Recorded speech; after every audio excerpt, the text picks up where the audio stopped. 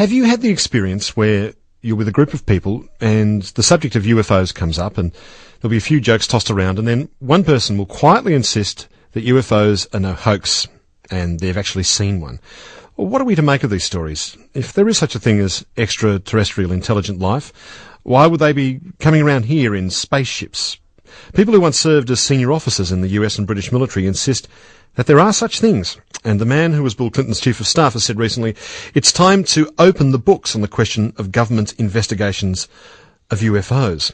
While others remain sceptical, Timothy Good has uncovered military and intelligence reports that he says prove that UFOs do indeed exist and have been concerning these organisations for quite some time. His book's called Need to Know, UFOs, the Military and Intelligence. Welcome, Timothy Good, to the Conversation Hour. Good morning.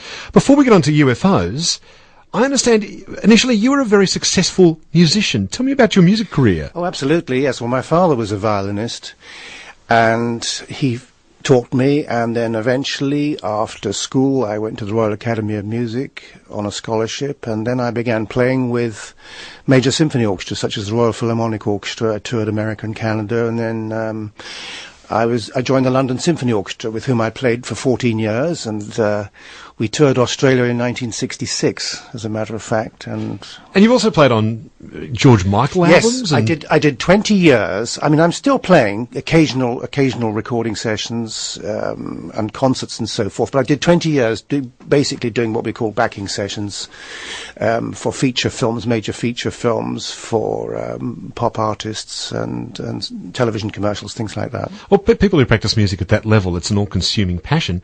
Tell me how it was that the issue of UFOs started to tug at you like that and draw you away from that. As a matter of fact, it tugged at me as early as 1955. That's 51 years ago, when I read a book by Major Donald Kehoe describing sightings by airline pilots and military pilots, frequently corroborated by air traffic controllers on radar.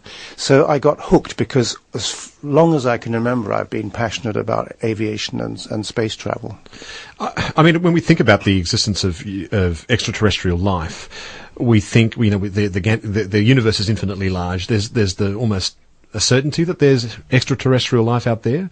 Right. This knowledge was at the time when we first started to concentrate on UFOs. When you became interested, was the term UFO in currency? It was more flying saucer for a long time, flying discs, flying saucers, and UFOs increasingly became used. It was an official Air Force, United States Air Force expression. They were first UFOBs, for unidentified flying objects, and then that contracted to UFOs. To UFOs. Tell me about some of these sightings that were made by Kehoe that got you interested. Right. If I can first preface the comment about unidentified flying objects.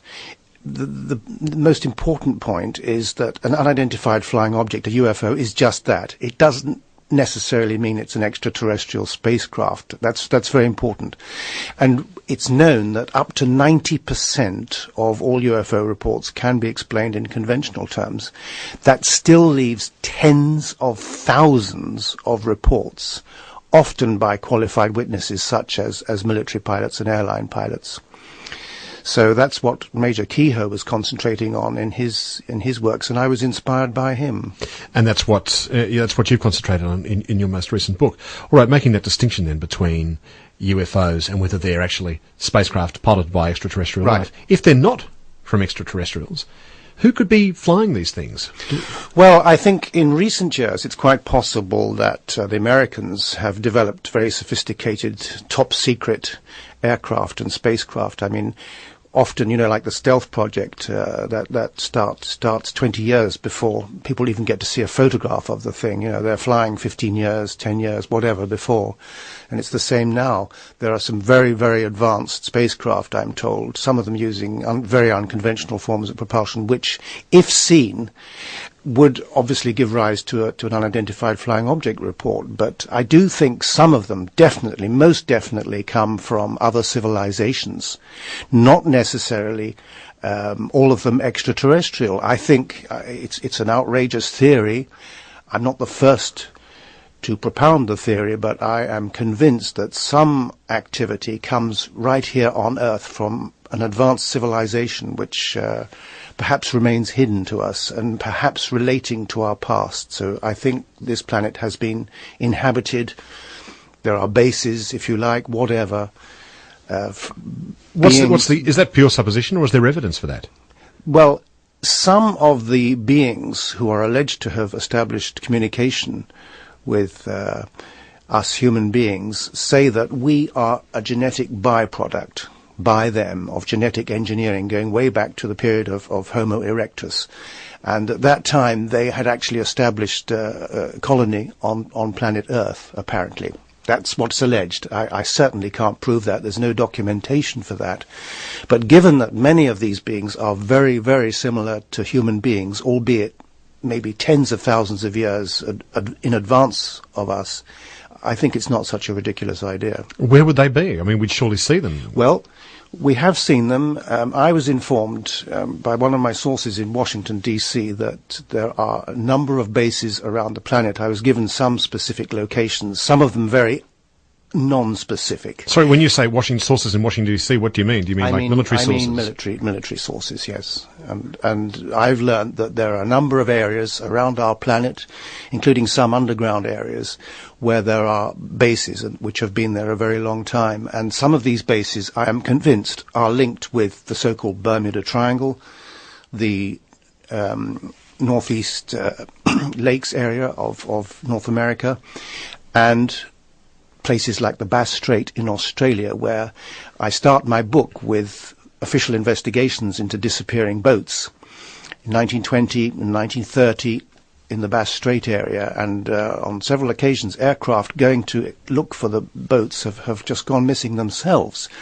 And I'm convinced there's another case, famous one, Australian one, 1978, when a young pilot, Frederick Valentich, was flying from Melbourne to Tasmania, when he started reporting an unknown metallic flying craft hovering and harassing him in his Cessna aircraft. And this is all a matter of, this is not science fiction, this is all a matter of official record, because yes, the Australian governments, I've reproduced part of one in my new book. And it was reported very widely at the time, the disappearance. Absolutely. The plane disappeared, it wasn't found, it was never been found in Bass Strait. That's right. And after reporting, seeing the subject. Nonetheless, a lot of the places you're talking about have got particularly treacherous oceans, and Bass Strait is one of those places. Isn't that the most likely I'm sure of that, Richard. I'm absolutely sure of that. Again, the percentage might apply that maybe 90% of disappearing boats or whatever are due to just conventional accidents, of course. Timothy, let's go back a bit to these the post-war period, which was when we started here. The word UFO came into common usage, as you say.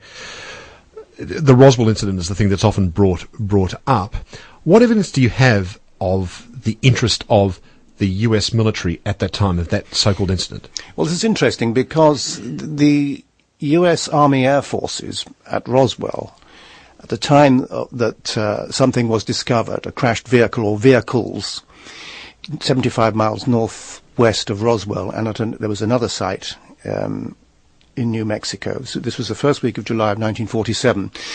There was an announcement. I've spoken to the guy, the Air Force chap who was responsible for the press release. He was told by the station commander, "We have captured a flying disc." And this appeared in the newspaper headline the next day. It created pandemonium around the world, tremendous excitement. And they were inundated with calls, and the military was worried about people panicking. So the next day, statement went out that it was simply a crashed weather balloon. That's all. Now we have, and I've reproduced an affidavit in Need to Know, my new book, an affidavit from Brigadier General Dubose swearing that there was a cover-up, and the balloon story was a diversion to divert the attention, a containment strategy in military terms, to divert the attention of the press. But he said it was all fixed up. It was all hoaxed. There was a genuine spacecraft. And what was found? What were the official descriptions of this craft? Well, there are a number of people who've come forward. Some have said it was a disc-shaped craft.